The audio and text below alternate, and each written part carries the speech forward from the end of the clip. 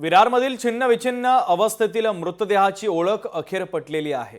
तर पोलिसांना ही ओळख पटवण्यात मोठं यश आलं। मृतदेहाचं शीर कापून धड गोणीत भरून नाल्यामध्ये फेकल्याचं हे सगळं प्रकरण आहे। कौटुंबिक वादातून पतीनंच पत्नीची राहत्या घरात गळा दाबून हत्या केली। मांडवी पोलिसांच्या तपासामध्ये या संदर्भातली धक्कादायक माहिती समोर आलेली आहे। ही हत्या ही जानेवारी 8 ला रात्री 9च्या अर्ली मॉर्निंग मध्ये हत्या झाली होती। त्याच्या हस्बंडनीच ती हत्या केली होती। हत्येचं कारण असं होतं की दोघांमध्ये घरगुती कारणावरून वाद होत होते आणि त्या वादाच्या अनुषंगाने त्यांनी त्याचा गळा दाबून खून केला होता आणि या ठिकाणी आणून बॉडी धड वेगळं केलं आणि धड मांडवीच्या हत्येमध्ये टाकून दिलं आणि बॉडी या ठिकाणी डंप केली होती।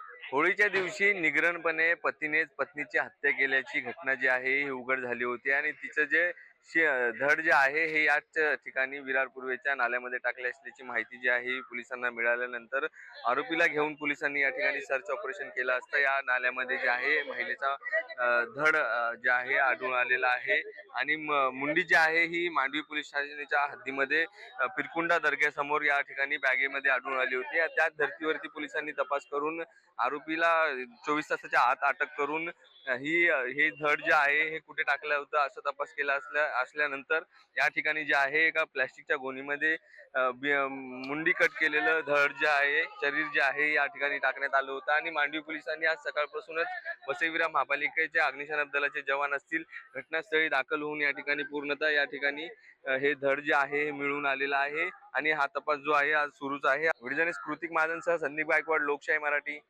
विरार। लोकशाही मराठी ऐका, पहा, जागरूक रहा।